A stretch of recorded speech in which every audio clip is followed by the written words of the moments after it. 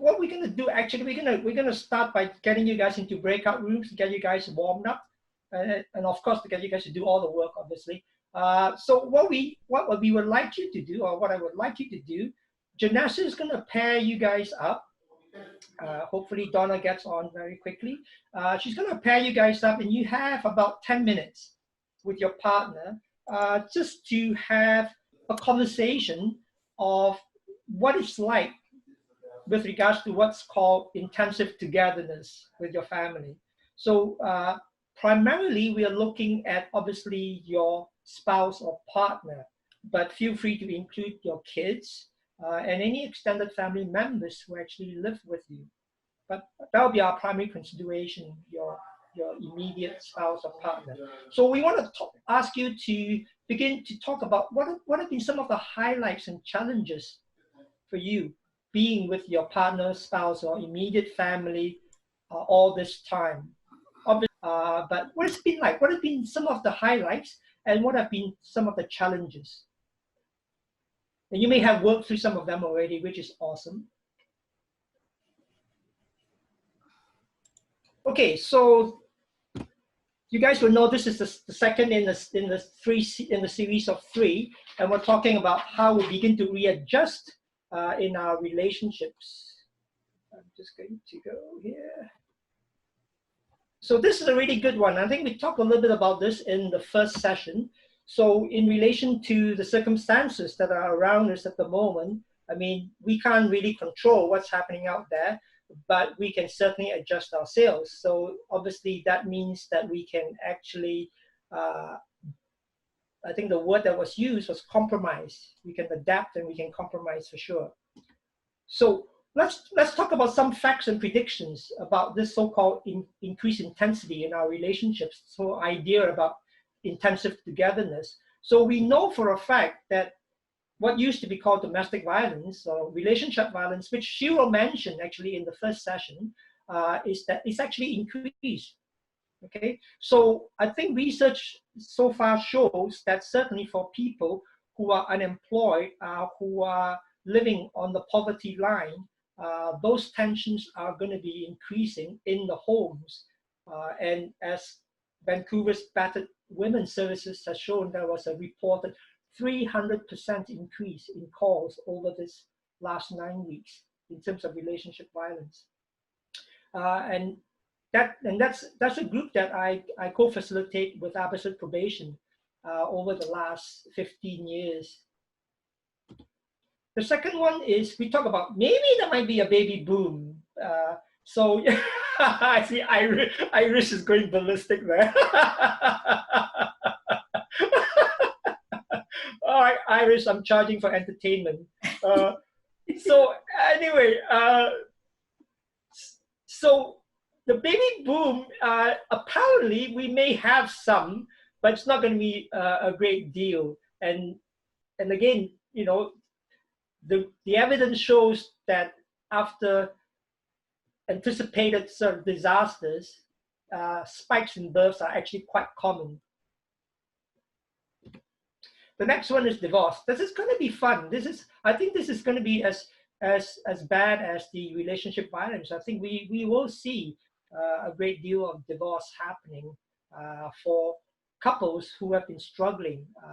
So again, you guys have talked about this earlier in your pairs, the whole lack of freedom and the day-to-day struggles, financially or otherwise, that people have, actually will have emotional and financial fallout for people, and they'll take its toll on relationships for sure. Maybe also for couples who live in very small apartments where, again, you don't have those physical spaces to go to. So that's something that's to watch out for. And on top of that, maybe homicides, I don't know, something to think about. Suicides actually have increased, that's for sure. And we talked a little bit about that in the last seminar. So this 50-year-old Indian chap was basically probably the first suicide victim.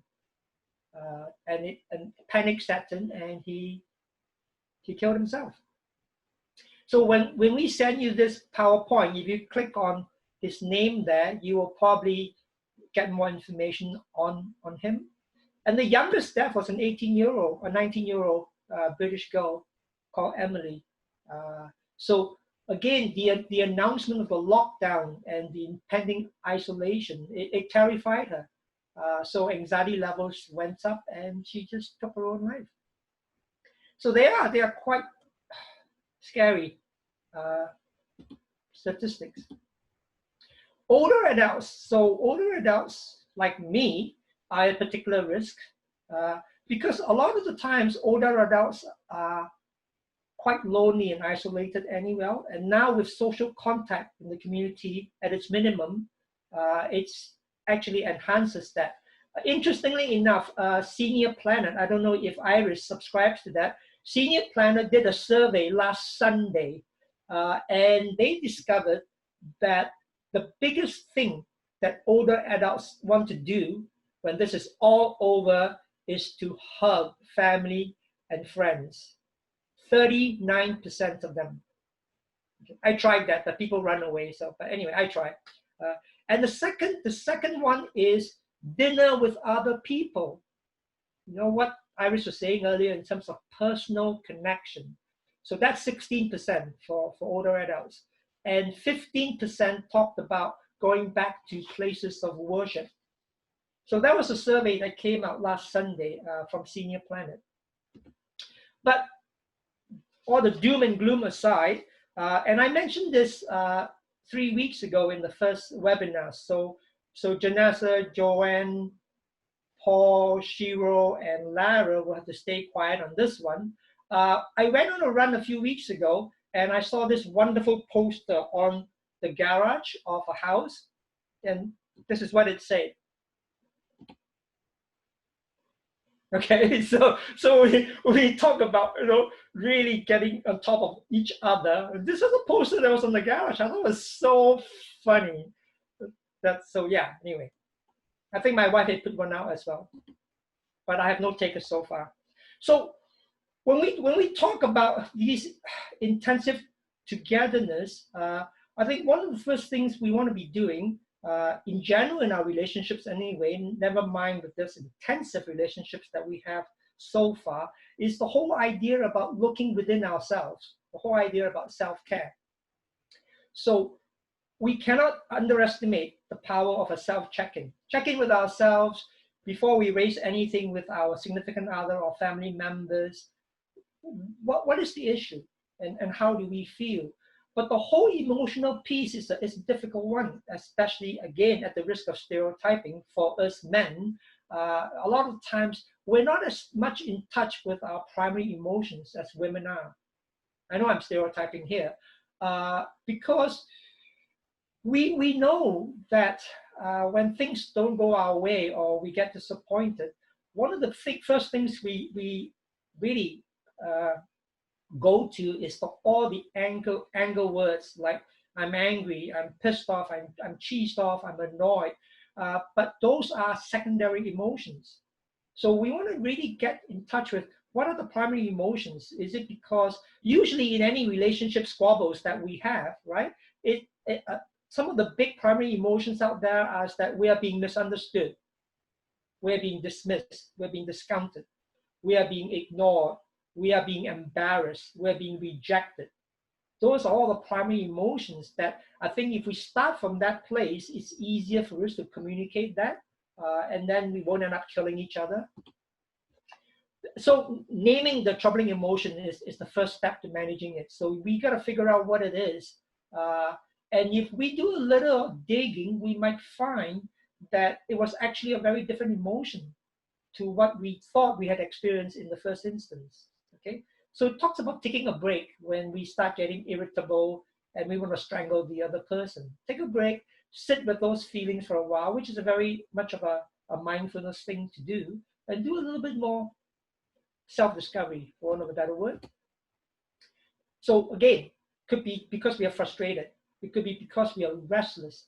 And those are primary emotions that we have. Some mindfulness tools like meditation and journaling can help us. How many of you meditate or journal? Anybody? Yes, Iris does. Anybody else? Yes, Veronica does. I'm flipping through here. and I can't see a lot of people.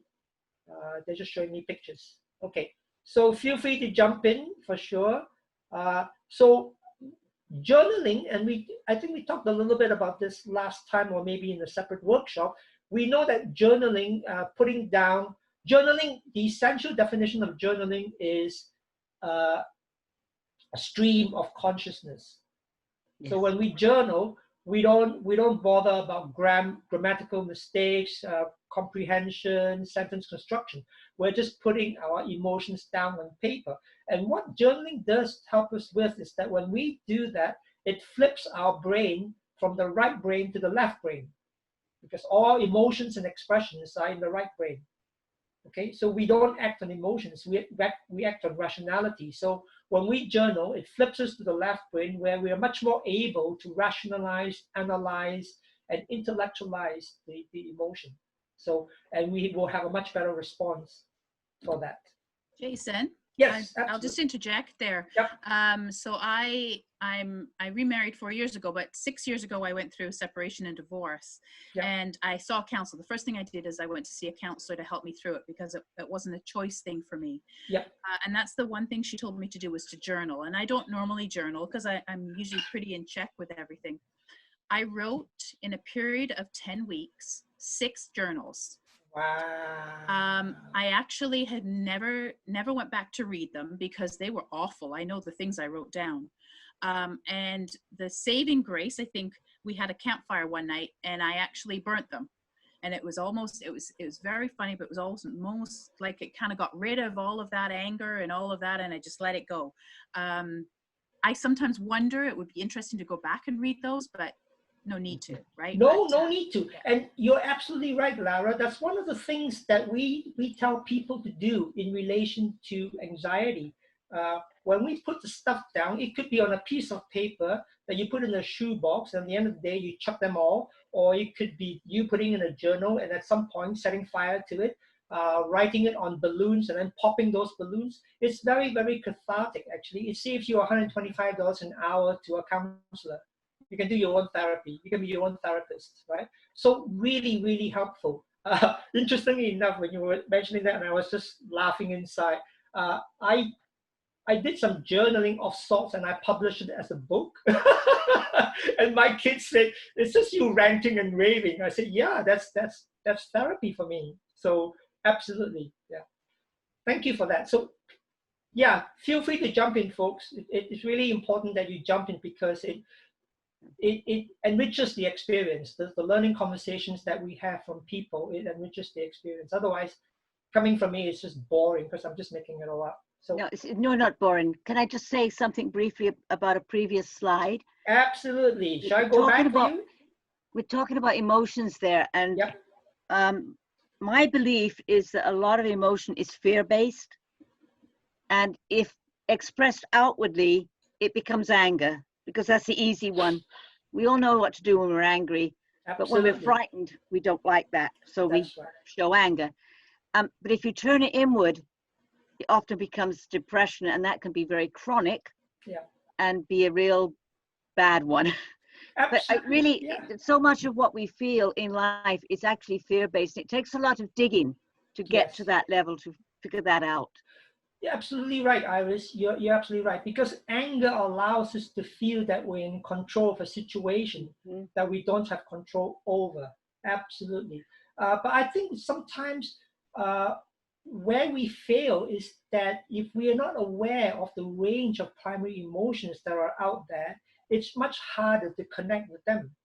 And if we don't connect and label them, we name them or label them, then we can't get past stage one. Absolutely. A lot of fear-based stuff, a lot of ignorance stuff as well. Fear and ignorance are two big ones that are around. But thank you for that. Absolutely. Yeah. So this next slide here, I'm just going to go through it very, very quickly. It's just, again, about getting in touch with ourselves here. So is it me? Is it what I'm doing? Is it related to something that they're doing? Is it something that they're doing that's annoying the hell out of me? And suddenly, with us being together so closely, that's it, I'm done. I'm going to have a volcanic eruption. So it adds to the general upheaval that we're experiencing right now. let's talk a little bit about emotional intelligence. Are folks familiar with emotional intelligence? Yes. Yes. Yeah. Cool. Tell us about it. Let's get you guys doing some talking here. Those of you who nodded, and I know who you are. It isn't measured, but it's becoming a big part of job interviews. Yes, rather it is. than what are your skills. It's more about how do you handle problems. Okay. So the questions have changed, I think. And right. Emotional intelligence, it's been around, talked about for quite a while now. Daniel somebody, can't remember his name. Daniel Goleman, yeah. That's the one, okay. Yeah, and I first read things from him and became aware myself that this is something we should pay more attention to. Intelligence isn't just about how you do math and write your essays. It's about many other levels, you know, from music to social skills, and this emotional part is very much part of us, and we don't always acknowledge it, do we? Yes, thank you. And Janessa, you nodded. Yeah, for like a lot of like emotional intelligences, I just think like the way that I always put it is seeing things in a bigger picture and just kind of all like I always used it in the terms of management. So like being able to like recognize within the staff that there is other emotionals and having that empathetic ear in regards to it, like using that and kind of your listening skills is being emotionally intelligent. Nice. Anybody else? I guess I think too that it may mean being aware of other people's, or putting yourself, being empathetic. Yes, absolutely. Cool, right. Excellent. So the actual word emotional intelligence, or the emotional piece, speaks to the right brain. The intelligence piece speaks to the left brain. So really, it's a merge of the two hemispheres of our brain. So if you look at the slide here, there are 5 core skills or elements of emotional intelligence. And it talks about how we begin to self-regulate our emotions, that we have an awareness of ourselves and how we affect others, what motivates us, and there are social skills involved, and certainly, like Shiro says, there is empathy involved. So emotional intelligence was popularized by Daniel Goleman, as Iris pointed out, actually way back in 1995, actually. Yeah, he's an American psychologist. He was so a journalist at some point, a science journalist, and he popularized it in 1995. And as Iris pointed out, it's been used a lot now in a lot of interview situations. It's moved away from IQ. Okay, so sometimes it's called emotional intelligence, sometimes it's called emotional leadership, sometimes it's called EQ, emotional quotient, and sometimes it's called EIQ, emotional intelligence quotient. So EI basically is the capability, so it's a skill, capability of individuals to recognize our own emotions and the emotions of other people, like Janessa was saying. So there is, we can discern between different feelings and emotions and begin to label them appropriately. And we use those emotional information to guide our behavior and our thinking towards other people. And we can manage or adjust our emotions to adjust to different environments. So it's the ability to understand and manage, the word that Janessa used, the ability to understand and manage our own emotions and those of the people around us. It's really key. And this next slide will give you an idea of, if you look at a matrix, here, it will give you a very clear idea of recognition versus regulation, and it talks about personal versus social competence. So if we begin to look at this, where would you guys think you rate?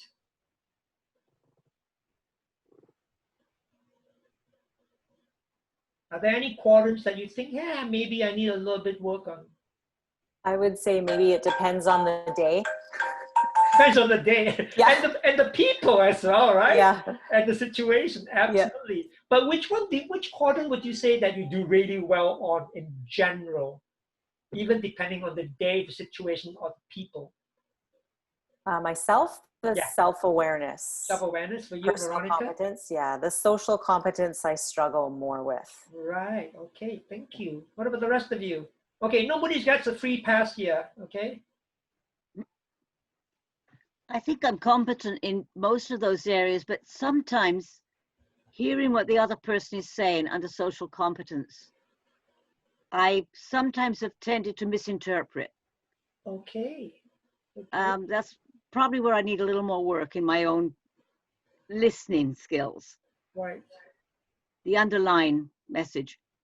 Yeah, that's a good one. The hidden message, and we'll talk about that in another 7 principles later. The hidden message is really, really key. But the key is, what skill do we require to dig a little bit deeper, right? I mean, asking questions to seek clarification. Yeah. Okay. Thank you, Iris. What about you, Janessa? Oh, I just lost the screen now as I try to do it. I feel like I'm pretty good with being self-aware and being honest with my emotions that way. So I would say, yeah, I don't know. I would definitely check off the boxes, and I think the self-awareness part. Yeah. This is going to be the exercise that I was going to get you guys to do after the break, but I think I'll corner you all now. What about for you, Shiro? I think I'm pretty good on all 4, but I need work on handling conflict effectively. Okay.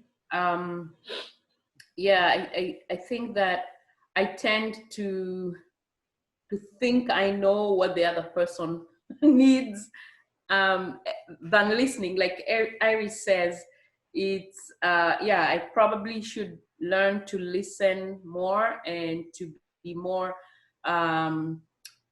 slow to jump in with my resolutions. Right. Interesting you said that. One of the quotes that I came across that I really like, and I collect quotations, is that it says, very often we don't listen to understand. We listen to respond. Right. I love that. I love that quote. Yes, I definitely listen to respond. Yeah. I'm crap at listening. I'm terrible. Joanne, what about for you? I feel pretty confident in most of these. I do have an advantage because of all the training I have been doing over the years, but I will make a comment. I think the women, as you always point out, using both sides of our brain much more effectively than the non-women people. I think we automatically have a leg up in the self-awareness and the social awareness. Mm-hmm. I think, and I always think of emotional intelligence as that read the room. How many times have you had that thought when you're in a group and somebody says something and you're just like, seriously, read the room, right? And if they don't have the emotional intelligence piece, that shows up. And then the management has come over the years, taking the courses like Superhost, understanding active listening, all those pieces. I think I'm getting much stronger in the management side of it. Okay, good. Excellent. Lara, what about for you? I feel pretty much the same. I'm like Shiro. I think it's the conflict part of things. I tend to be more of a people pleaser. I like to get my work done. I feel very competent in that side of things. I think I'm very self-aware. I can most of the time pick up the mood in a room, but I think it's that conflict piece. That's the piece that I think I need to really say, work on those skills there. So interestingly though, because it is consistent, if you think back, and for those of you who were in the first webinar, right, people who don't like conflict, people who like harmony, they're the blue personalities. Mm-hmm. And that's why they're the people pleasers, because they do not like conflict. Mm-hmm. Because they are team players. They are very empathetic and supportive and encouraging and all the rest of it. But sometimes they're not real assertive. And sometimes their self-care actually is not very brilliant. Mm-hmm. So it is consistent in that sense. Yeah. It's not good, bad, or ugly, but it's. It takes all folks to make the world go round. Absolutely. You don't need somebody like me who's aggressive all the time, you know? Yeah.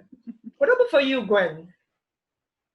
I think it's funny because as soon as Joanna said picking up the mood in the room, I was like, oh, I feel like I'm very good at that, and especially over Zoom, and maybe because I know they're at Chamber as well. Like we're on a lot of Zoom meetings, yeah, right.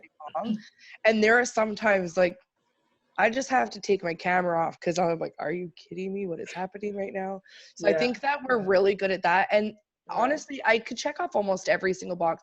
My weakness that I'm currently working on is using sensitivity to other people. And I know a lot of people know me in this room, and sometimes I'm a little blunt and a little abrupt. So I just need to work on that.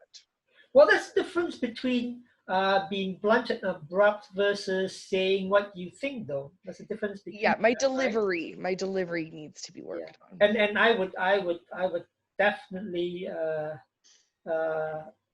relate to that because I'm very poor. I have no filters.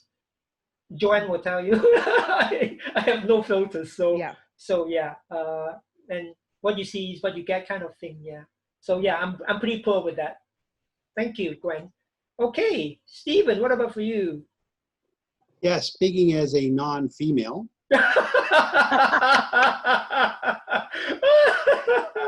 I must admit, I'm back to that Myers-Briggs. My Achilles heel is somebody of similar in personality to myself, but someone that's out of esteem, and an INTJ out of esteem. So, and I will admit readily that I walk smack into rooms without the ability to assess, and not very good at assessing the mood in the room. It does go to the value I place on mood. And it's low.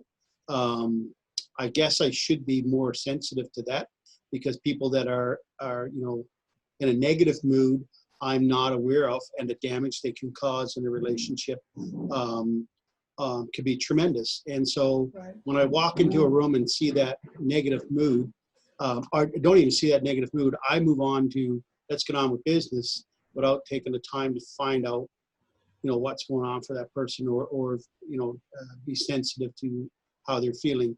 And then what that does to me, it sends me completely the opposite way, which is when somebody, is aggressive, or how do I say, not very kind or considerate to me, because their mood's off, it puts me completely out of sorts, out of sorts. Right.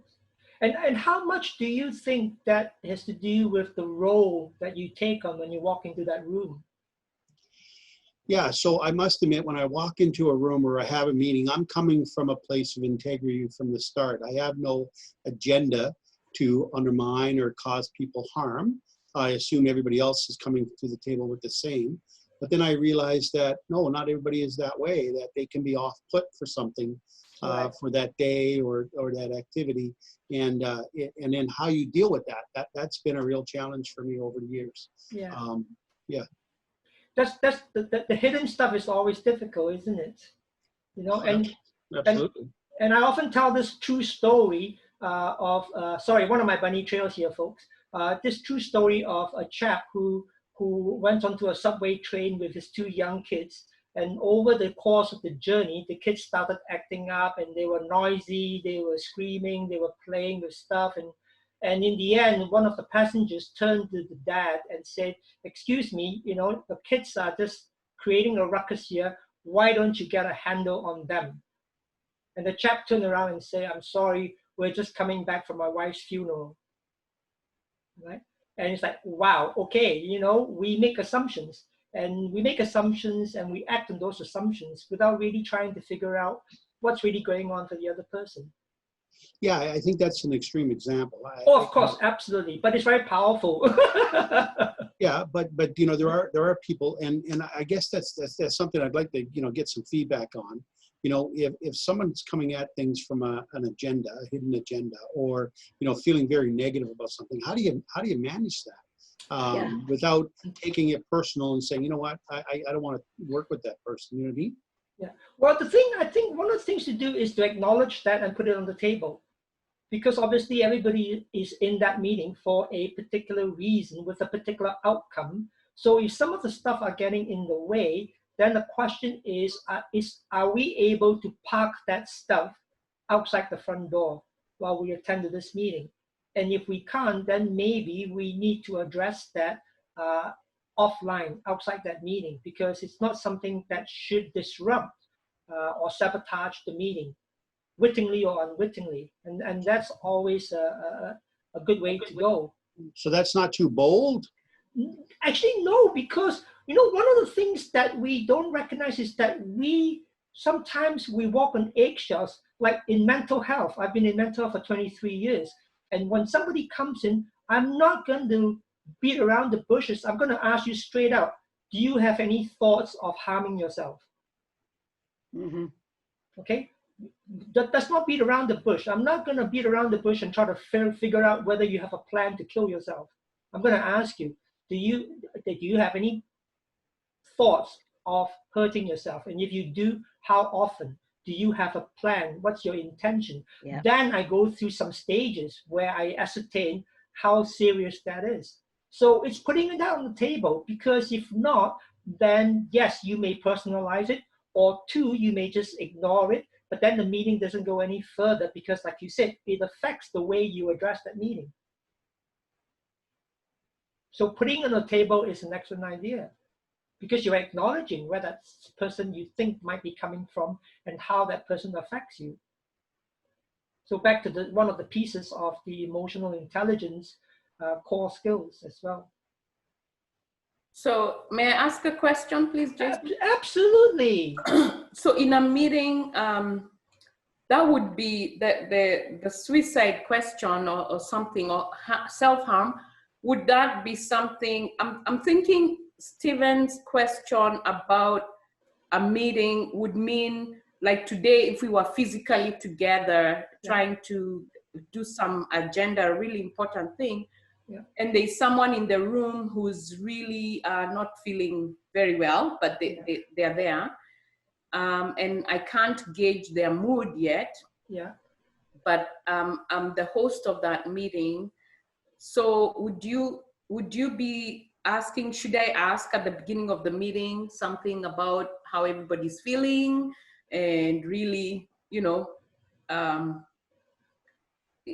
like I'm just wondering how, if there's somebody in that meeting that needs to park their stuff outside, how I'll assess that in the meeting or during the meeting, or how do I move to that step at the meeting? You can do one of two things. You can do a general check-in, or you can maybe express some specific concerns about somebody and how they are attending that meeting, because you will know pretty well from people's behavior how they affect that meeting, right? I see. Okay. Yeah, because it's the meaning of the people is your primary consideration.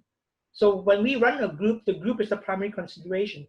The individuals, we can talk about that offline or during the break or whatever. We can check in with them. We don't have to call them out in the whole meeting, but we can express some concern for their welfare. Okay. It's just, I've had somebody erupt in a meeting, and that disrupted everything, and we've never actually got to the end. We never had closure on that meeting because we just had to let everything go. Yeah, no, you know what? The whole key is that you do not let one individual disrupt the whole meeting, whether it's intentional or unintentional, because then you're giving them a lot of power to determine the outcome of that meeting. All right. So that's where the chair or the facilitator of the meeting has to be strong and be able to, direct the team or the group. Absolutely. Right. Yeah. But again, that's back to my original statement: is if you're not that emotionally intelligent, or you have a weakness around, a better way of saying it, a weakness around understanding the mood, how does the facilitator do that, right? Well, it's one of those skills that we can learn to pick up, right? It's a skill. It's an ability. It's not something that is inherent. It's like people saying, oh, I'm sorry, Joanne, but I'm not a very assertive person. Well, that's nonsense. Okay, assertiveness is not who we are. Assertiveness is what we do or don't do. Assertiveness is a skill. It's not an innate talent. So we go back, and I mentioned this in some of my workshops before. Carol Dweck, who's a professor of psychology at Stanford University, wrote this book called Mindset. Back in the old days, it's 1990, 2012 or whatever, and it talks about a fixed mindset and a growth mindset. So for those of us with a fixed mindset, we think it's an innate ability. We can't learn anything more. It is what it is. For those of us who think it's a growth mindset, then we know it's a skill that we can pick up, right?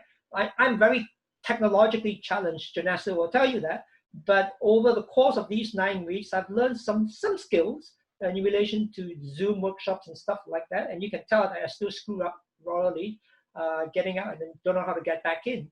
But those are skills we can actually learn, skills that we can continue to develop. Okay, Paul, Donna, Yisi, any feedback, please? I would say that my biggest thing is communication skills.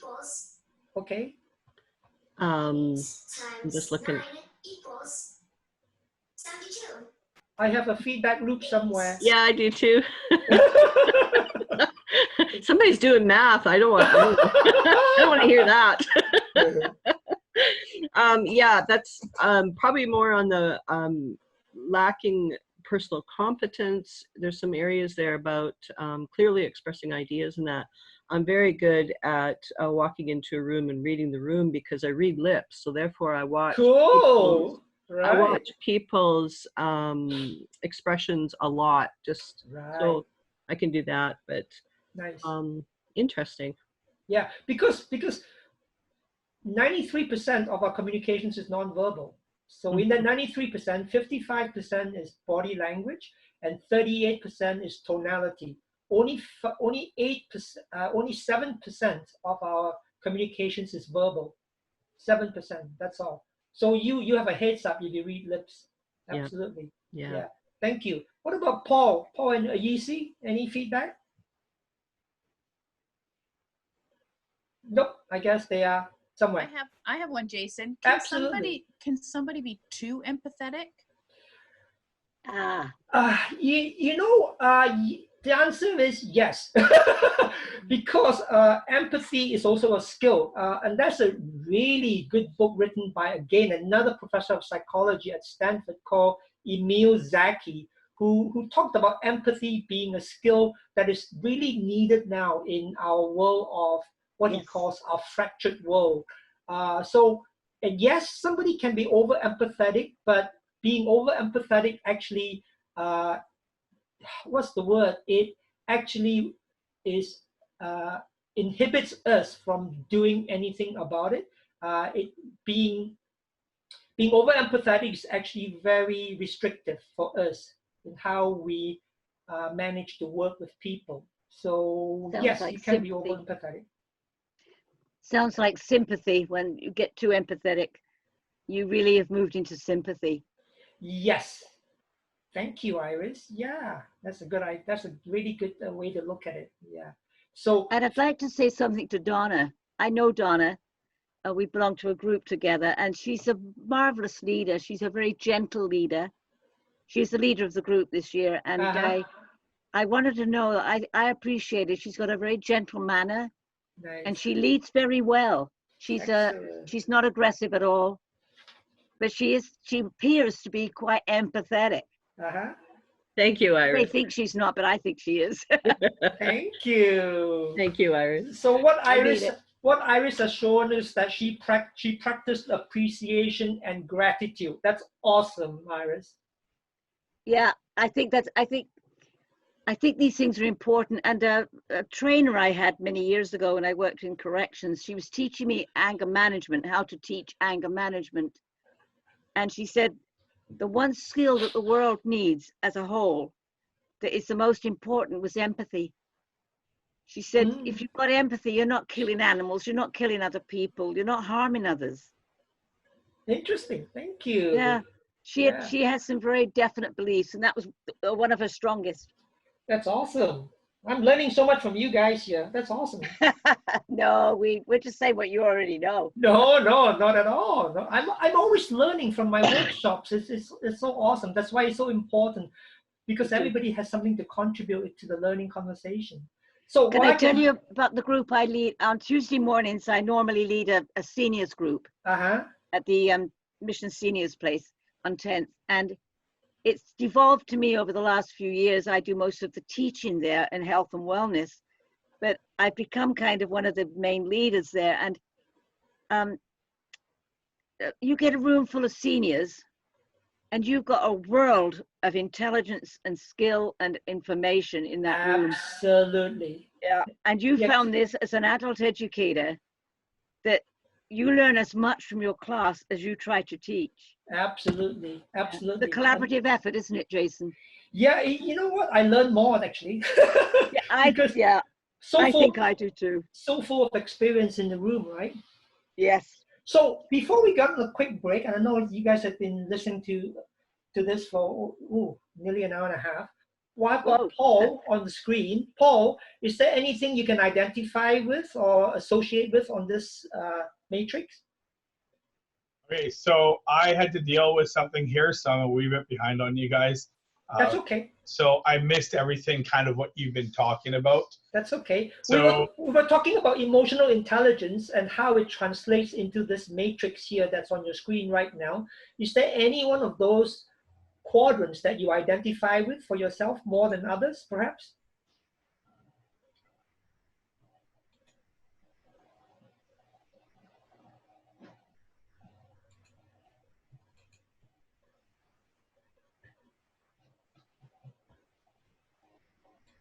all of the above. Yeah, excellent.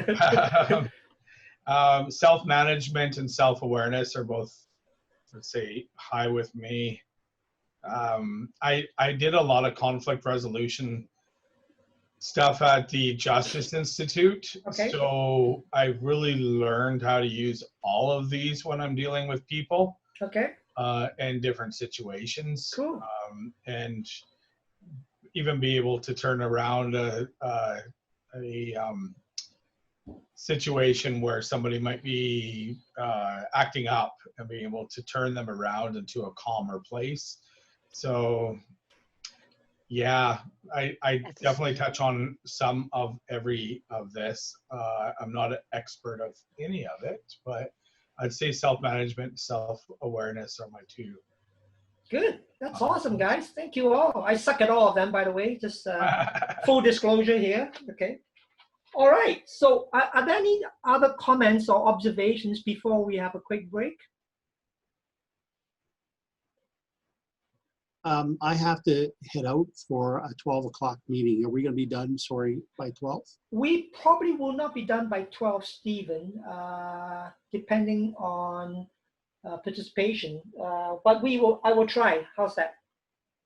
Okay. Janessa pieces. We've done the self-care, checking the self-care piece. We've done the emotional intelligence piece. So I want to do something on boundaries, our personal boundaries. So this is really important in all relationships, never mind the intensive togetherness that we may have with our significant others and kids and family members. So there are basically 6 types of personal boundaries. It'll be interesting as we go through this. You can make a little tick box as to which ones that you think you're pretty strong in relation to your relationships, and which ones maybe we want to develop a little bit more. So personal boundaries are basically the limits and rules we set for ourselves within relationships. So think of boundaries as a fence. Okay, people know what they can do with you, and people know what they cannot do with you. So there is a limit. There are boundaries. So when we have healthy boundaries, basically we are assertive. We can say no to others, and we say what we mean, and we mean what we say. Those are healthy boundaries. The second one is rigid boundaries. So rigid boundaries are people who are really not really in touch emotionally or otherwise, and they keep people at a distance. The third piece is what we call porous boundaries. We get over-involved with others. So back to what Lara was asking earlier in relation to being over-empathetic. So people who are over-empathetic actually have very, very poor boundaries. So if you start thinking about disclosure, so a lot of people with poor boundaries or porous boundaries have very inappropriate self-disclosure. They meet you for the first time and then tell you their entire life.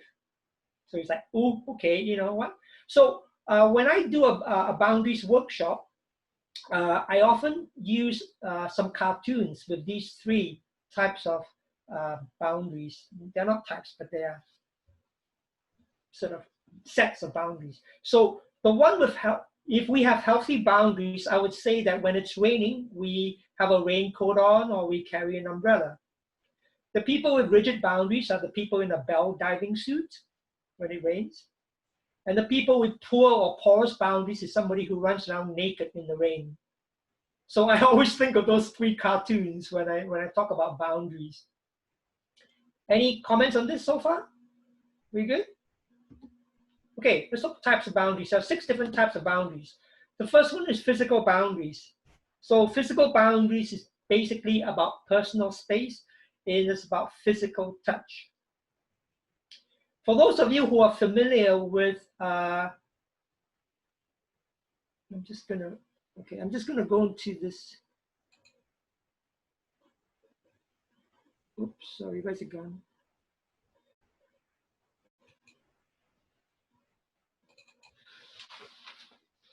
So I'm just gonna do something here. So when we start talking about space, space basically is the study of proxemics. Okay, and there are 4 types of space. The first one is what's called intimate space. So they may be the space that we have with our significant other or very close extended family members like our parents or whoever. The second one is what's called personal space. And we often hear people say, get out of my personal space. You're my personal space, okay? The third one is what they call the social space. And the last one is public space. Okay, so in some interpersonal communications books, you will find that in some countries, they talk about these 4 types of spaces in relation to distances, specific distances between people. But obviously, it's not. It has to be culturally sensitive as well. So in some cultures, the proxemics are all very, very different. So what may be a social space for me could be a personal space for, say, Stephen, for example. So we have to bear that in mind in terms of spaces. So that's a study of proxemics. And that's part of the whole nonverbal communications as well. Anything there? Are we good, folks? Yeah? This is not in your handout or anything, so.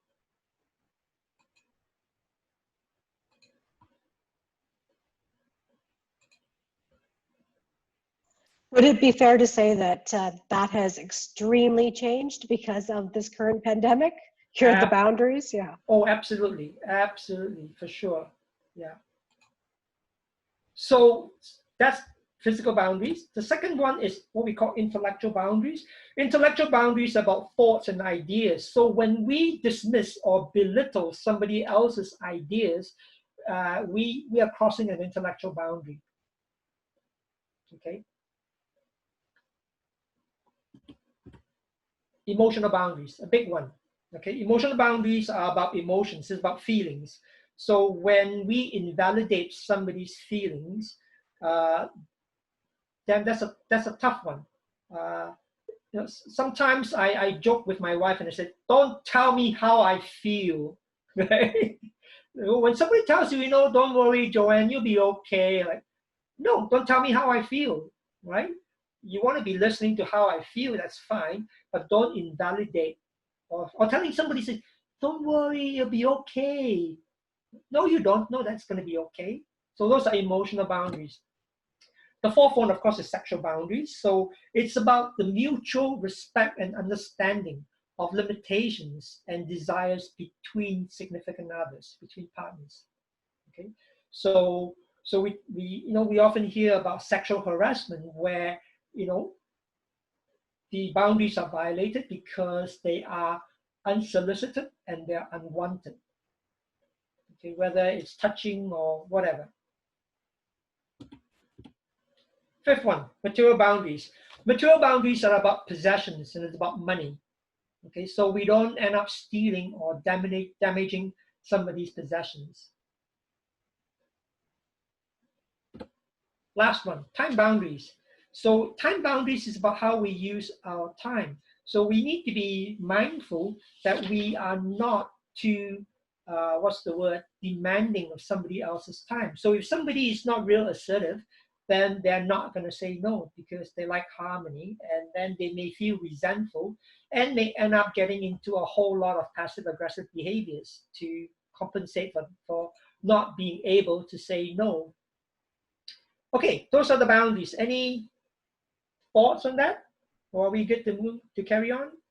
If I can just say, I think there's also degrees of this. There's levels of intensity in each one of these boundaries. Okay. So it's not just black and white. No, absolutely not. So the intensity, as you put it, Stephen, is actually dependent on the nature of the relationship that you have with that person.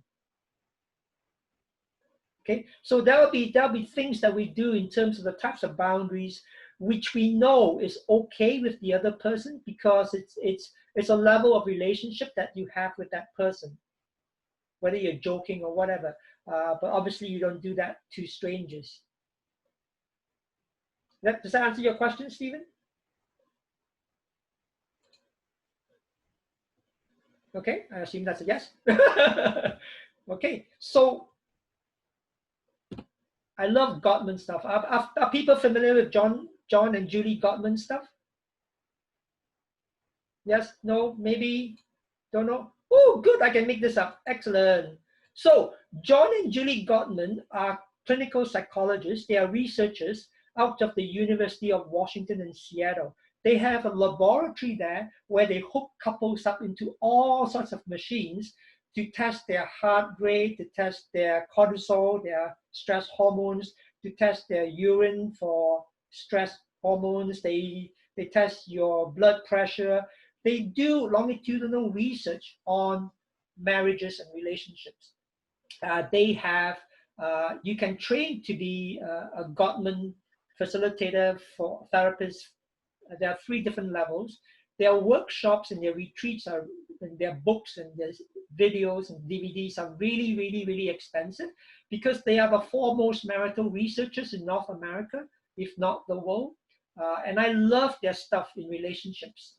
So they begin to talk about the 4 horsemen of the apocalypse based on the New Testament of war, hunger, and death. And they said these 4 things will kill all relationships and all marriages. Okay? Because I'm the 4 horsemen of the apocalypse. And the first one is criticism.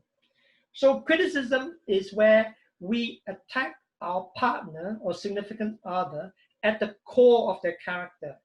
We basically dismantle their whole being. We say things like, you're so selfish. You don't think of anybody else except yourself.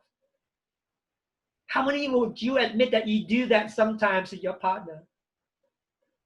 Yeah. I see smirks. I see Gwen is holding her hand up and Veronica is smiling. Some people are pretending not to look at me. Okay. Okay, anybody admit to this? No? Some of you. Okay. So what's the antidote for criticism? Because criticism is not a really nice thing. You are attacking somebody's sort of personality in a way. So the antidote for that is about a gentle startup. So when we talk about being assertive, there's this thing called the I statement, which I will not go into today, but the I statement essentially has 4 elements to an I statement. An I statement does not blame, so the other person does not get defensive, and they will hear what you have to say. And the gentle startup is a good way of doing it, rather than saying, you're expressing a concern, but you're not downright criticizing the other person. Does that make sense, folks? Yeah? We good so far? You have a lot of notes on this. You have 45 pages worth of notes today versus the 49 pages in the first webinar. The second one is contempt. So the trouble with criticism is that if it becomes pervasive and it becomes a greater frequency and intensity, it becomes contempt. Contempt is the worst of the four horsemen, okay? Contempt is basically attacking your partner's sense of self with the intention usually to insult or psychologically abuse them, okay? So we treat them with disrespect, we are sarcastic to them, we ridicule them, we call them names, and a big one is eye rolling. How many of you do eye rolling with your partners or with friends or whatever? How many of you do eye rolls? Yes, somebody starts talking, you're like, oh my God, there he goes again. So you do this little eye roll, and what Gottman calls the little buccinator muscle on your cheek goes up, it goes like this. Okay, so the buccinator muscle goes and the eye roll goes. That's a sign of contempt. Stay away from that, okay? Irish, you need to wear sunglasses and nobody can see you do eye rolls. Yeah, contempt is the worst of the four horsemen. And so what's the antidote? The antidote is basically building a culture of appreciation. So back to what Iris was saying earlier in relation to Donna, when we appreciate and we are grateful for somebody's characteristics, our significant other, then it becomes very positive, What Stephen was saying earlier about this whole thing about being negative, unfortunately, we have what's called a negativity bias. And there's a really good book that came out last year.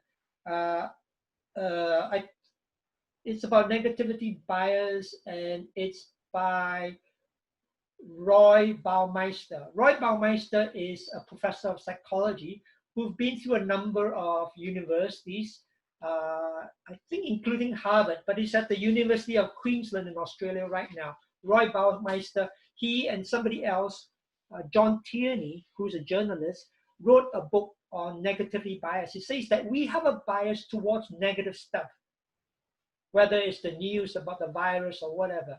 So that's why we feel bad. We tend to stay away from positive stuff. So when we look at the news, when we read the papers, when we listen to the news, it's all negative stuff because negative news sells.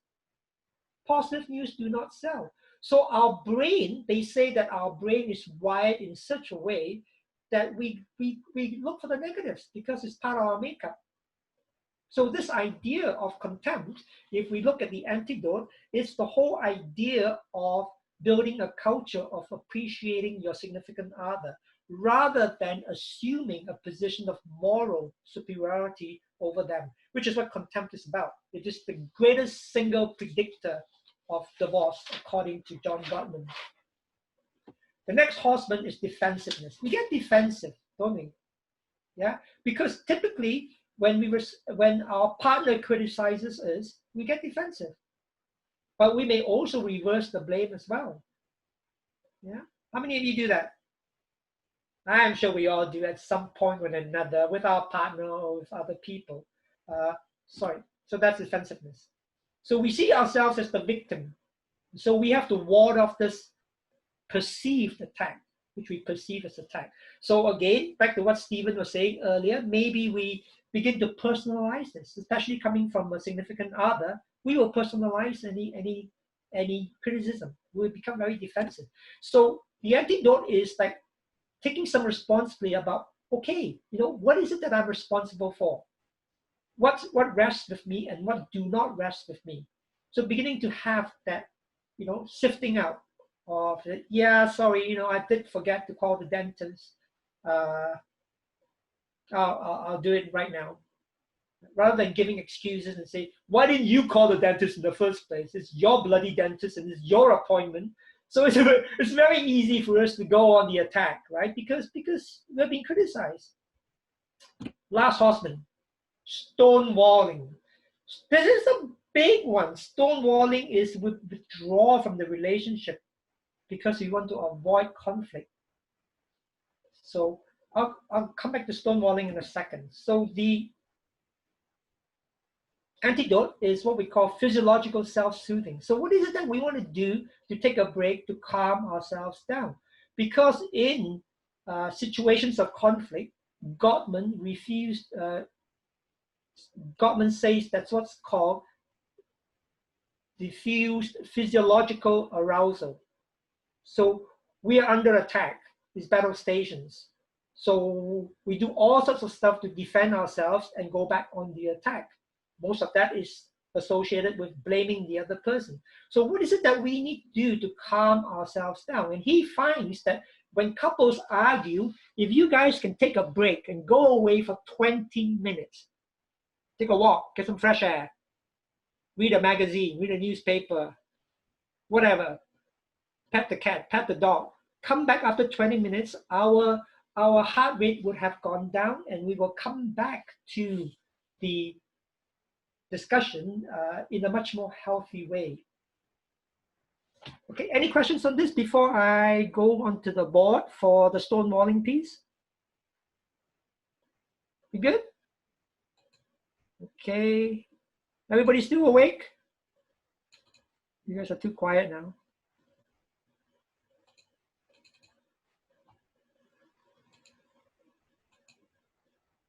Okay, so stonewalling is an interesting thing. And I think you guys will associate with that when I pointed out. So stonewalling is what Gottman calls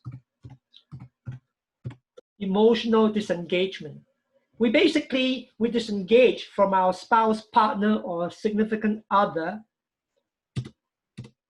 physically, emotionally, and psychologically. There are 4 types of stonewalling. This is not in your notes, okay, and it's not on the slide either. So the first type of stonewalling, and I'm sure you guys will identify with that. How many of you sulk? Iris doesn't sulk. How many of you sulk? I sulk. No, Veronica doesn't sulk. Anybody else sulk? Yeah, Shiro sulks. Now again, at the risk of stereotyping, I think sulking is more a man thing. So your partner... Is sulking actually taking time to move away and think about the argument? No, that's timeout. Oh, okay, I do timeout then. Yeah, but the question with timeout, a lot of people say, I do timeout. So I say, so what did you do? Well, I just took the keys to the truck and I drove away to calm myself down. That's not timeout. Timeout is negotiated. Timeout is saying, okay, you know what? Listen, Janessa, I'm getting a really bit worked up right now, so I'm just gonna go away for 20 minutes, grab something to eat, and when I come back, we can finish our discussion. That's timeout. Timeout is negotiated.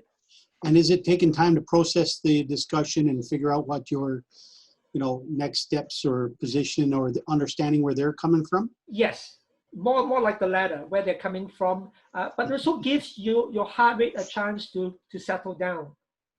Okay, because as I said earlier, diffuse physiological arousal is actually really, really tough because your emotions are going helter-skelter. So we need to calm down.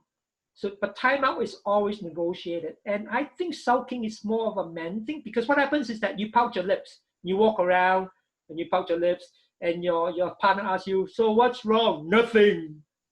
That's sulking. Anybody sulk? I sulk. Nobody wants to admit to it? Okay. Next one, which again, at the risk of stereotyping, may be more of a woman thing than a man thing. But I think men do this too. Silent treatment. How many walk around silent treatment? I'm a professional at that. Like, I'm the best silent treatment ever. Yeah. I'll wait days. Oh, well, you know what? Silence is so powerful, I right? know, it's the best.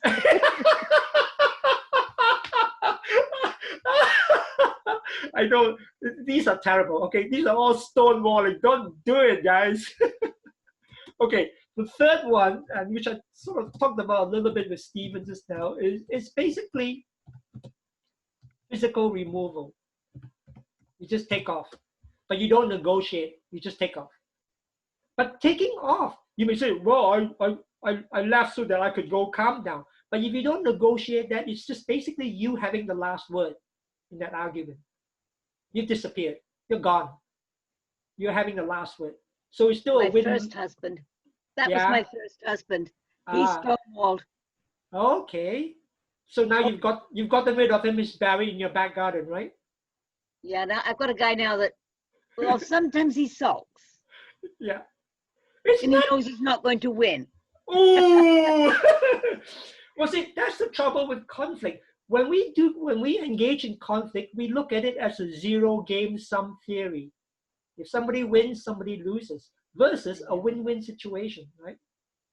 I've been trying to teach him that for a very long time. I don't think we can impart insight to people, unfortunately, but good for trying. Okay, I now ignore the silent treatment, etc. Well, you can acknowledge it and say, okay, you know what, the silent treatment doesn't really work. Let's talk about this. You can right. You can cut to the chase. You know, you don't have to just ignore it. Ignoring it is actually still quite an aggressive. Now here's this is my ex, and my current one is to change the subject. Oh, okay. And I'll say, oh, you don't want to talk about that, right? Right. So these are the four huge things under stonewalling. Stonewalling is basically emotional disengagement. You're done. You're gone. Emotionally, you're done. You don't want to talk about this anymore. And we use any one of those or combination of those four pieces when we stonewall. So stonewalling is huge. Jason, frustrating to be on the receiving end, unfortunately. Yeah. And I had to be an old lady to learn how to deal with that. Well, you know, we are all constantly learning. Sorry, somebody was trying to. I was just going to say, is pointing those out to the person doing them helpful or not? Okay.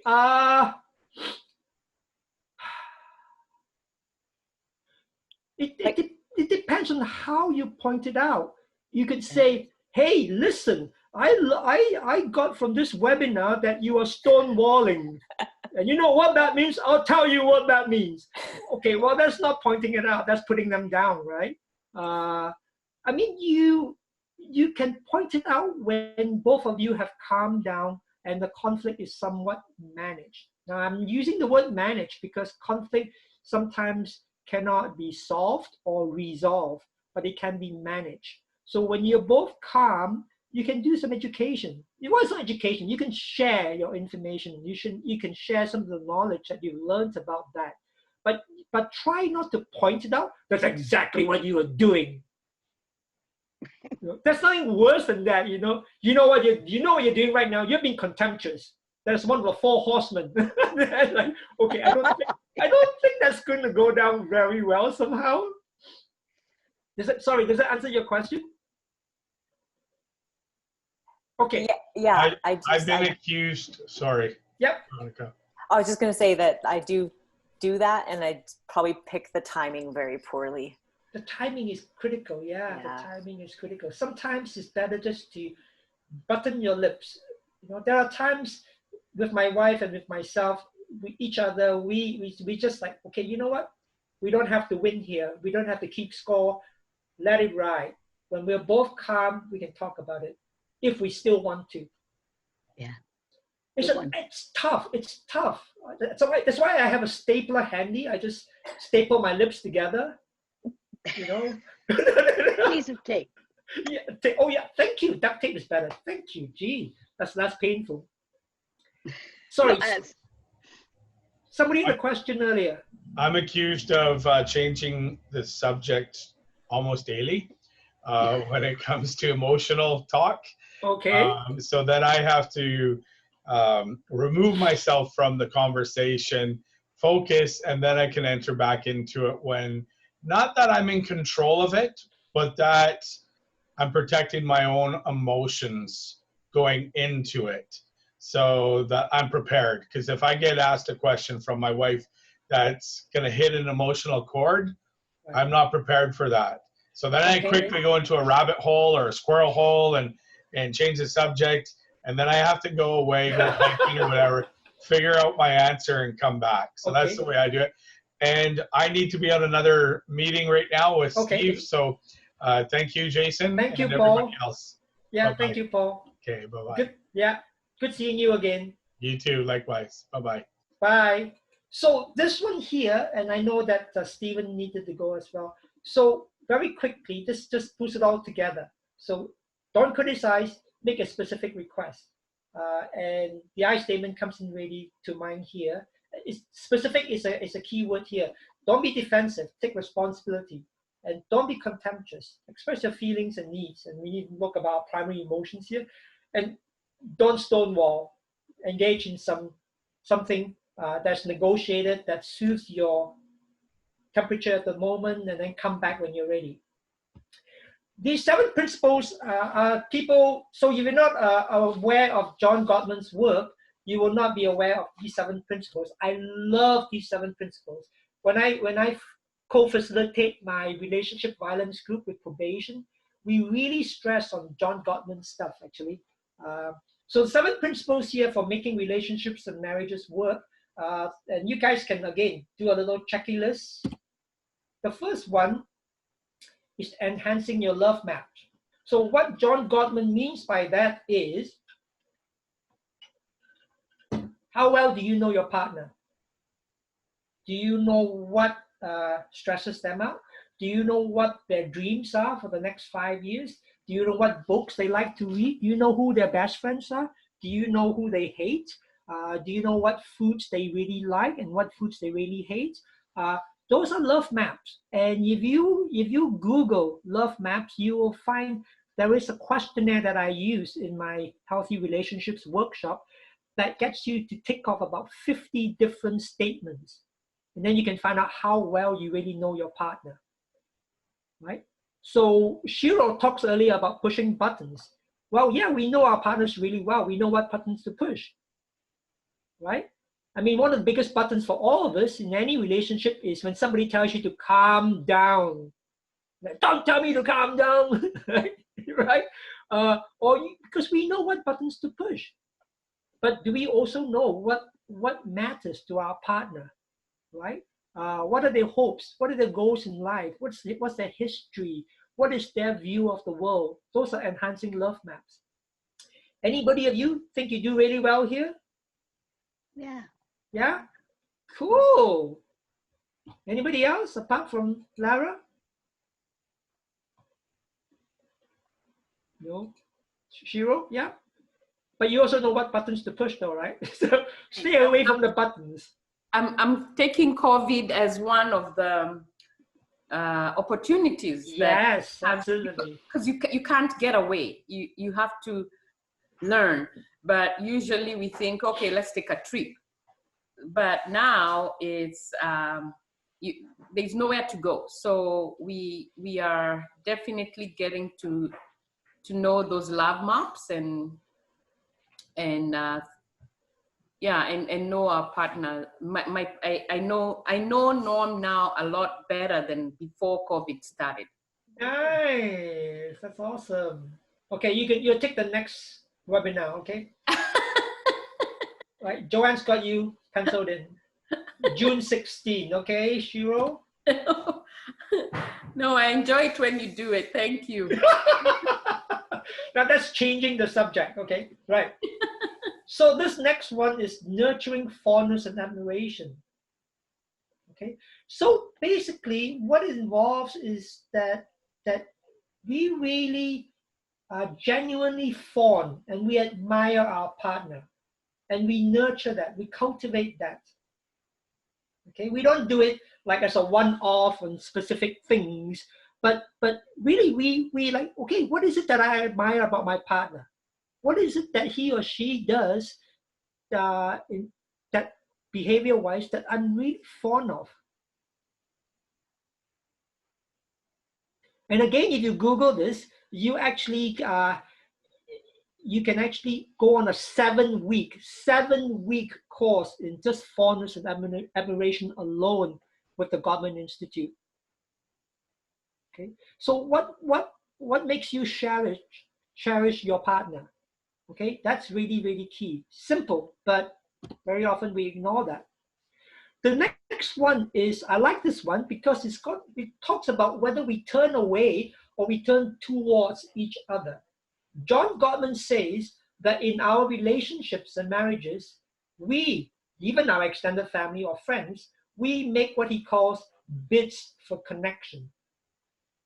Okay, we make bids to connect with people. So if your partner mentions something to you, they are trying to make a connection. So what is it that you do? Do you turn away or do you turn towards? Do you say, yeah, whatever, yeah, okay, and you carry on reading? Or you carry on doing what you're doing? You don't look up from your laptop when your partner is talking with you, trying to make a bid for connection. This is really key, he says, because if you continue to turn away from your partner, that's going to kill your relationship because you're not respecting your partner, that he or she wants to connect with you. So this is a big one. It's a big one because it talks about us having bids for attention, bids for affection, bids for support, bids for humor. So really being there for each other during the minor events, not the major ones. Okay, so you build that whole relationship. This is a big one too. This is called accepting influence. Accepting influence means that we share power, we share decision making, because we take each other's opinions and feelings into account. Now, again, at the risk of stereotyping, and I know all the men are gone now, so all the women are here. So basically, what Gottman says is that women have no problems accepting influence. They've been doing it all their lives, even as a child. But men have problems with that because of the way maybe we were brought up, like what king of the jungle kind of thing. So men are has a less propensity to accept influence from women. And women do it quite easily without any problems. So what Gottman is saying is that if we accept influence, it gives us a lot of power if we accept influence. So if my wife asks me, what color shall we paint this wall in the living room? And if I really don't have a preference, I say, you know what, I really don't mind. So if you don't have a preference, say, no, I don't mind, but being supportive. Don't start criticizing when it's done. What happens then is that you, and this is another big concept, you make a deposit into what he calls the emotional bank account. The emotional bank account, it's all about goodwill and positivity. So when you have a deposit, when you are in the black in your emotional bank account, when you start making mistakes, it's easier for your partner to forgive you. But if you're overdrawn in your emotional bank account, you are in trouble. You're in big trouble. So if you take instead of give, most of the time, chances are you're overdrawn in your emotional bank account. So if I accept influence when I don't have a preference or I'm being supportive, then when the things that matter to me the most, my partner will listen and give it greater importance that he or she otherwise would. So that's a big one, accepting influence. Any questions on that one? I was just going to say with the calls for attention and you turn towards your partner, yeah, it's easier to do when they haven't been overstepping, your boundary for space and time. Absolutely. If they've been doing that repeatedly, I just can't. Absolutely. And they come together. I know that my wife is an avid reader, very much like her mom, and I'm useless at reading. I can't sit still. And when she's engrossed in the book and I want to have a bit for attention, I can't expect an instant response. So we've devised a system now. If I want some attention, I'll just put my hands up. And she acknowledges that. And when she finishes the page, then she'll put the book down and say, okay, what is it? Then we'll have a conversation. So the boundaries is really, really key too. You're absolutely right. But if the thing is that if you get tired of those physical boundaries being impinged on a lot, then maybe you want to be a little bit stricter on how you maintain your boundaries. Does that make sense? Yes. Yeah. It's not a question of blame, but it's a question of your partner needs to know when you are accessible or when you are not accessible. It's about limits. And we don't talk about limits in a negative way. We talk about limits in a very positive way, right? So that's a good one. Same thing when my wife is playing on the piano with a headset on and she cannot hear even if there's an earthquake out there, and I want some attention.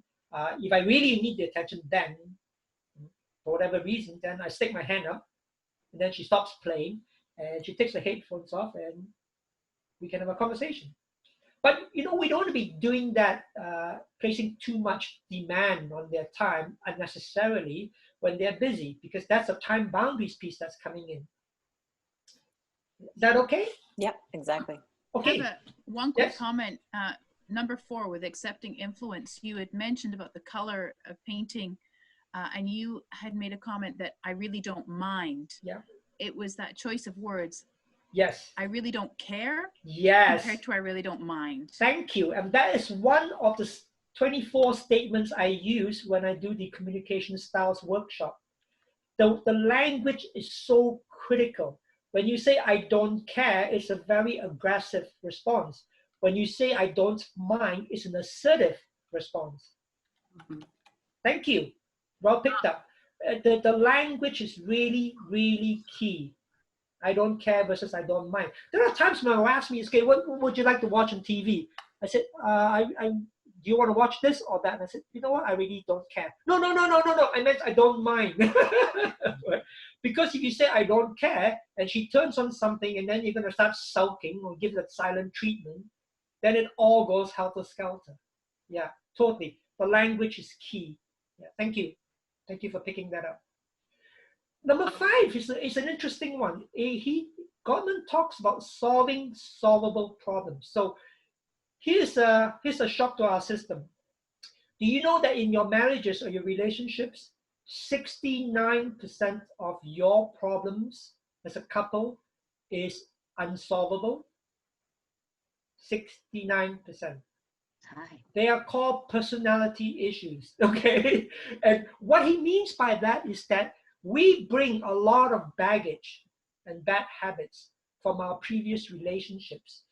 Even if we don't do that, we have a lot of personal habits that your partner may find might find a little bit disconcerting, right? So for example, and I think I've pointed this out in some workshops before. So for example, if your partner squeezes the toothpaste from the middle and not the end, if your partner doesn't put the toothpaste cap back on, if your partner doesn't change the toilet roll when it's finished, if your partner, this is a good one for me, I don't close the microwave door. It drives my wife crazy. And I said, well, because I'm airing it out. I don't want to be condensation and the smell, but the light annoys her. So how do you make a compromise around those, what he calls unsolvable problems? So what you need to identify as a couple is, which is a 31% of the problems in your relationship is solvable. And you work on those. Because if you keep working on the unsolvable problems, it's not going to go anywhere. So the key is to identify that 31%. And the rest, you know what? It's not the end of the world. It is not the end. Those are small potatoes in your relationship. Are we good with that one?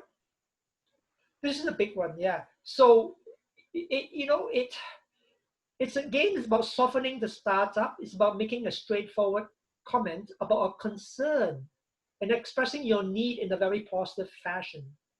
Okay. He also talks about another big concept he talks about is recovery conversations. He calls it repair attempts. If your relationship is in a good place and you have a lot of deposits in your emotional bank account, your recovery conversation after any argument or conflict is gonna work. If your repair attempts or recovery conversation doesn't work, then it means that you may be overdrawn in your emotional bank account. Okay, and I'm sorry, make-up sex does not count. Okay, after conflict. Overcoming gridlock. So what he says here is that overcoming gridlock occurs when any conflict makes us feel rejected by our partner, because we get entrenched in our position, because we always want to be right. So I'm not going to give in. I'm sorry, I'm right and you're wrong. So again, we are scorekeeping. So what we don't be doing is, it's okay, you know what, we're not scorekeeping. We don't have to be right, regardless of whether we are or not. It's not a deal breaker. It's not a deal breaker, because that's what he calls by overcoming gridlock, because that's when we get really, really stuck, because we are not prepared to give. Okay. So again, it's a motivation and a willingness to actually explore the hidden issues behind gridlock. What Gottman Institute says is that when we have a gridlock, chances are we have what he calls unfulfilled dreams. We may have dreams that have not been fulfilled, and that's why there's a gridlock in that relationship. So we want to dig a little deeper as to what are the hidden issues here that are making you unhappy. Okay, he talks about an example of his wife wanting to go to Mount Everest base camp. Now he is bad. He throws up after a certain altitude. But I can support her in different ways. He says, I can help finance the trip. I can watch the IMAX movie on Mount Everest. So you can still do things in different ways to help your partner, help yourself to overcome the gridlock in relation to your partner's unfulfilled dreams. Okay, last one, I promise you. Creating shared meaning.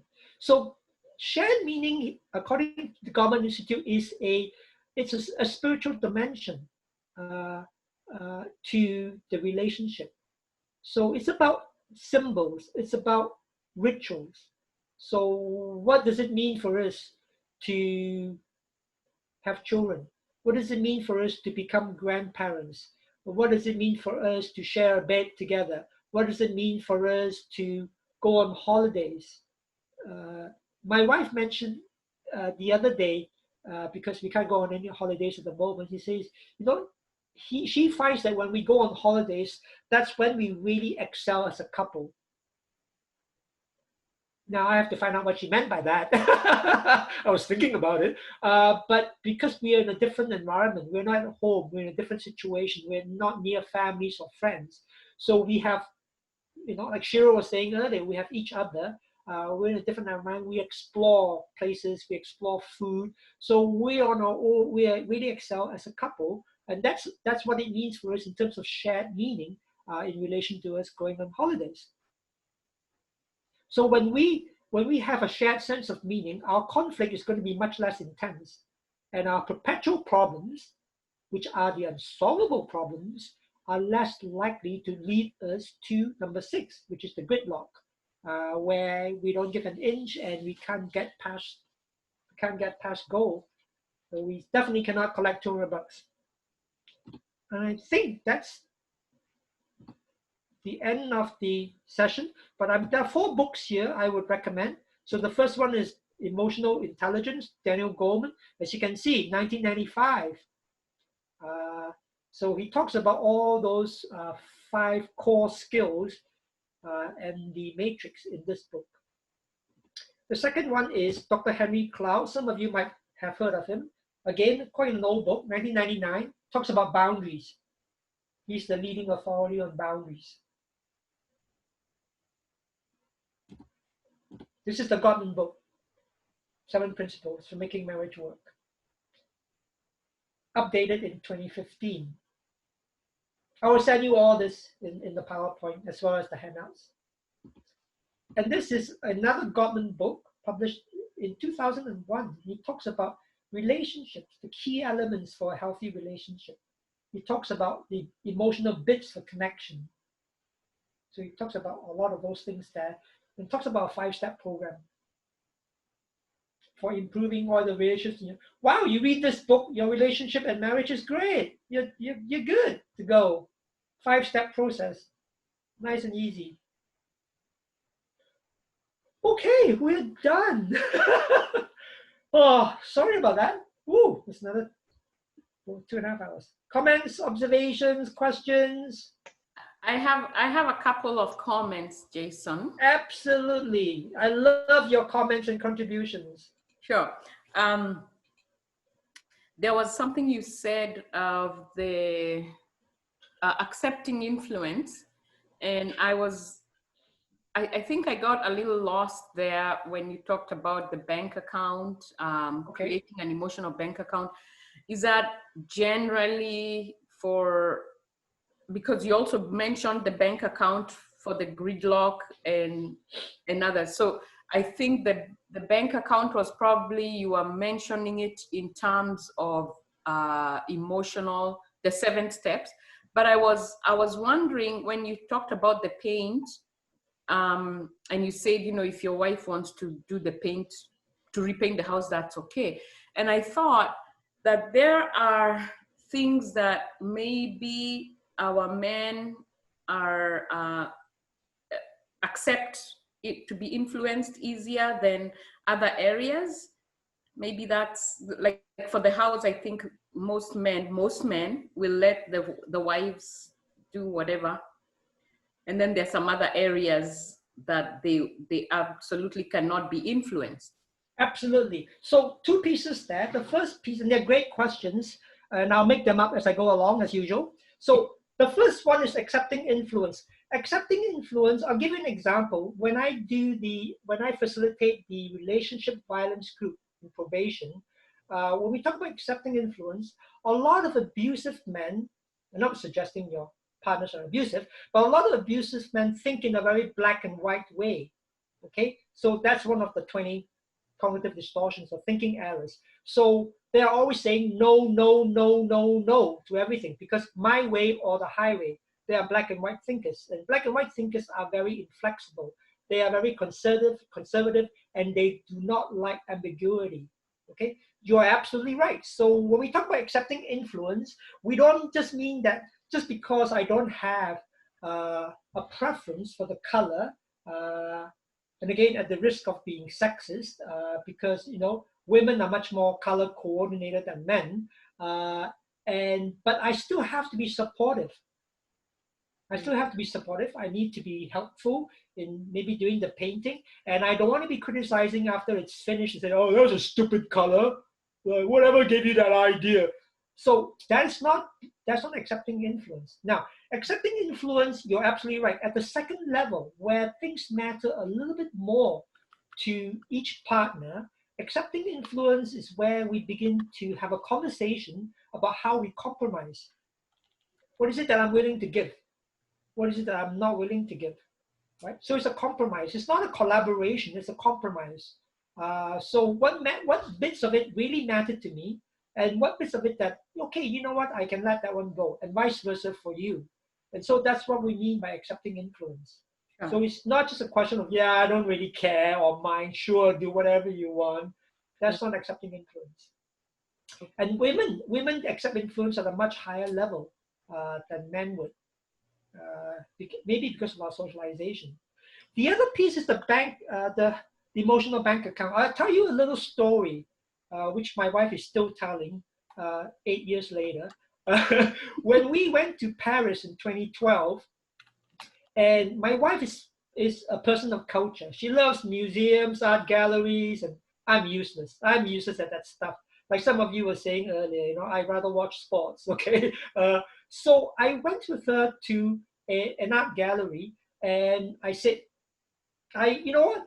I'm going to try to learn some stuff about artists and what impressionistic paintings mean and all. So I did really well, I think, for about 2 hours. It's very open to learning. And after that, I said, I'm so sorry, I've had enough. can I go? Can I please go to the cafe and read my sports magazine and eat? And she can carry on. So she's under no pressure that I'm there. Says, are we done now? Can we go? So she enjoys herself for the last few hours, and I'm enjoying myself. 8 years later, okay, she wrote 8 years later, she's still talking about that to her friends. I have a huge deposit in my emotional bank account, and it's still there. Oh. Now, when I mentioned this to her a few weeks ago, she says, no. You weren't with me for 2 hours. You were with me all the time. Seriously? I was so traumatized I forgot. But she said, I was there all throughout.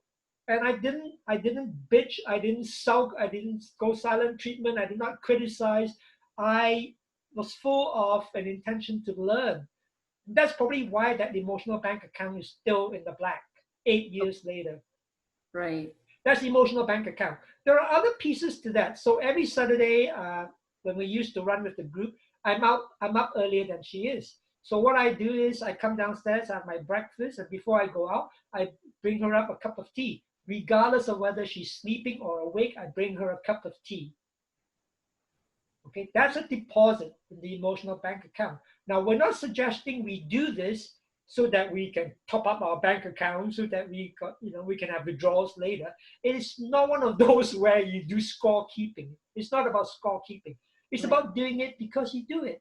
Okay. It's based on some of the other principles like fondness and admiration and stuff like that. So those are all bank deposits. Does that make sense? Yes, absolutely. Yeah. So that's what we mean by emotional bank account. It is really, really huge because sometimes in relationships, we forget that and we just withdraw and withdraw and withdraw. We don't put anything back into the account. It is huge. Emotional bank accounts is huge. It's huge. Does that answer your questions? Yes, absolutely. Thank you. Thank you very much. Anybody else? Questions? Comments? Are you dying for lunch? Go out in the sunshine? So I was going to add on material. Is that okay? Absolutely. Okay. So we are currently doing 2 books. And one of them is called The 5 Love Languages. Okay. And we're finding that we haven't finished it yet. I know that one, yeah. We've had it for years. Yeah. And we never had time to, I think it's about 10 years we've had that book. Yeah. Never had time to turn the pages. Okay. So we went to a conference on the book and then bought the book. Okay. And then that was it. That was the end of that, was kept away. But now we have had time to start reading it. And then we did finish one book that's really good. And that's Purpose Driven Life. And the Purpose Driven Life, we have finished it. And it has helped us a lot in doing that full circle that I was telling Iris about, is that we needed to just change some of the ways we look at things or do things. But so that's my piece on material that we find helpful in. Awesome. Yeah, the 5 languages works really well for some folks, for sure. It's another way of looking at relationships. Yeah, excellent. Thank All you. right. Well, guys, we're rounding up to 12:30. Yeah, you guys got more meetings. Yeah, exactly. More meetings. So, through this whole thing, I am thinking about it on a personal level, but I'm always amazed to see how this actually connects with the business level too. All these things that we talked about today apply to our relationships with staff, apply to our relationships with other businesses and internal, external customers, all that stuff. My big takeaways today are read the room. We all need to learn how to read the room, be very cognizant. And I think on Zoom, that's even almost more important, because if you've ever had that person go on a 25-minute discussion about things that are completely off topic, you know what I'm talking about. Setting boundaries, physical and emotional, especially right now. And all these things, I think one of the most important things I heard you say, and things we need to remember, is these are skills. These are soft skills. These are not things we're born with. And saying you don't possess them is kind of a cop-out. We can learn them. We can learn them. And a thing I'm going to try, I think, moving forward, is putting Laura and Janessa in timeouts. I think I can physically do that, and it will. Right? So those are my big takeaways today. I do thank you so much, Jason, again, for always rising to the occasion here, and hopefully everyone took away a lot. I have probably 10 books now, thank you very much, that I have to read, because every time you recommend it, I make a little note. This is, I think we're in number 4 of the I Love Mission series of webinars. Jason has one more coming later on, I think in June. No, Shiro is taking that one, remember? Oh, that's right. Okay, so Shiro will be hosting her own. Yeah. We have everything from learning more about landing pages on websites, to bookkeeping, to project management, and back to readjusting to life with Jason. So all of them are being recorded. We hope to see you on the next ones. They're all free. They're for all businesses. And again, if you want to watch it again, it will be on the website. It just takes us a little bit of time during everything. So thank you everyone very much. We're going to sign off. So before you, yes, absolutely. Before you do, so what I'm going to do, folks, I'm going to be sending the PowerPoint, the 45 pages of handouts, and a Survey Monkey to Janessa and Joanne, and they will distribute it to you. And we would certainly appreciate some feedback for sure, because we post all feedback on our website, good, bad, or ugly. So, yes, always need the feedback, because we can't improve without it. Yeah. So thank you all for your time. I hope it was helpful. And thank you all for your contributions, and I learned a lot.